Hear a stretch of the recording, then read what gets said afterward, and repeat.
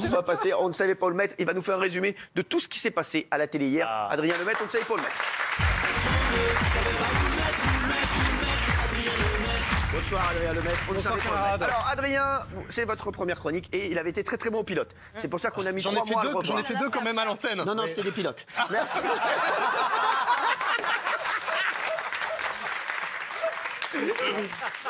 Il y a beaucoup de gens qui me disent sur Twitter pourquoi Kelly est autour de la table. Ne vous inquiétez pas, elle sera de retour derrière.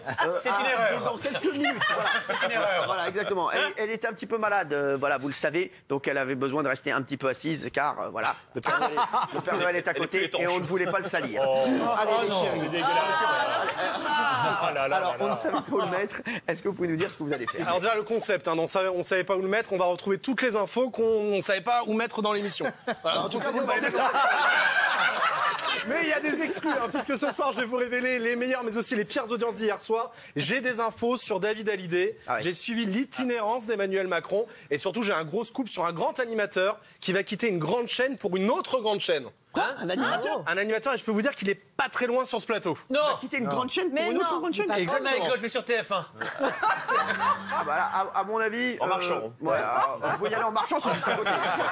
Vous traversez là. Allez, c'est parti, Adrien. Allez, c'est parti pour les audiences. Parti pour les audiences. Allez, un jingle là. Un jingle.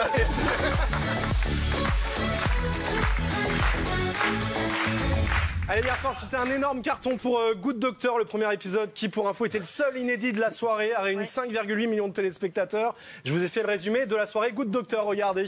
C'est bien. C'est une excellente idée. Alors, qu'est-ce qu'on a? On a eu d'abord un dessiné, c'est gagné. On a eu, comme d'hab, des mots de médecine qu'on comprend pas, mais qu'on aime bien. Frigo kaléidoscopique. L'anévrisme aortique. Stent endovasculaire. Dilatation débute en aval de la racine aortique. Ils nous ont même fait des mots en rime. De l'aspirine, de la trinitrine, et là on essaie de stimuler son cœur avec de l'atropine. Ah, bien joué. Mais à ce jeu-là, des mots compliqués, c'est toujours le docteur Sean Murphy qui nous éclate. Cholangiopancréatographie rétrograde endoscopique. Dans cette série, les médecins, ils ont tellement de travail qu'ils sont obligés de manger en opérant. Au menu, donc, on a eu des sushis. On a eu des raviolis. Moi aussi, Cyril, ça va vous plaire. On a eu des merguez, mais les merguez, elles n'étaient pas très cuites. Hein. Alors, vous allez adorer ce mec. T'as quel âge? Ça se dit ça à l'antenne ou pas? Oui, j'ai 22 ans. Non, mais 36. Mais il sort des vannes de 1922. Sur la vie de ma mère, c'est un truc de ouf. Vas-y, t'as 36 ans? Ouais, 36, ouais. Vas-y. Toi, t'as quel âge?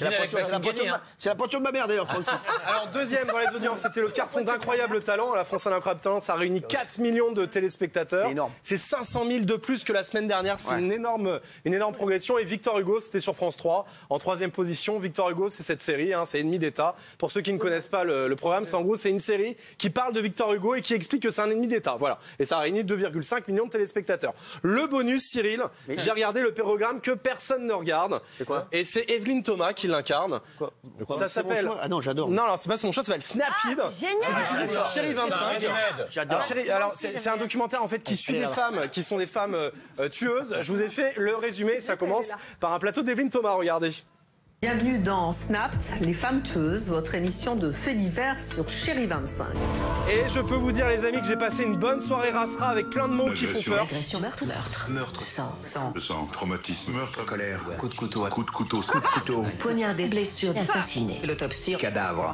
Et regardez, la seule qui n'était pas choquée, c'est Evelyne Thomas qui est tout sourire à la fin de son émission. Cette émission est maintenant terminée. Ouais. Merci à vous de l'avoir suivie. On est content. Alors, il a de l'actu. On a appelé ça l'actu. Tu l'as vu, jingle. Hop.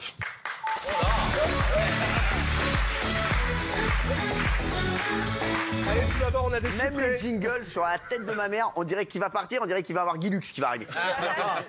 Je me suis inspiré de Maxime Guény, c'est pour ça. Merci. Allez, On va rire tous les soirs et qu'on a un personnage, on a trouvé un bail. La journée du président en plein déplacement. Et dans cette journée, il y avait 3 mots à retenir. Tout d'abord, le mot. Carabistoun. Non. Ah, le mot. cette itinérance. Cette itinérance. L'itinérance. Alors, c'est quoi en fait l'itinérance? Eh bien, c'est le fait pour quelqu'un ou quelque chose d'être en déplacement, en mouvement, au contraire d'une personne sédentaire.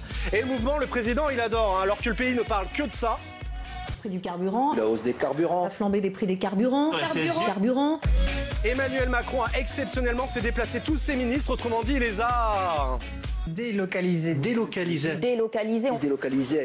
Et en pleine crise du carburant, déplacer tous ses ministres, bah c'est... Alors c'est gonflé, puisque j'ai les chiffres. Il a les chiffres. Il y a les chiffres, 17 ministres délocalisés, ça donne ça. Regardez, le Conseil des ministres a lieu d'habitude à l'Elysée, il a été délocalisé à Charleville-Mézières. Aujourd'hui, c'est 476 km pour aller dans cette ville, 17 ministres, 31 litres d'essence par ministre, ce qui nous fait une facture totale de 790 €. Voilà, et cette facture, qui va la payer? C'est toi. Non, c'est pas moi, c'est pas toi Cyril, et c'est surtout pas le président, écoutez. Le carburant, c'est pas Bibi.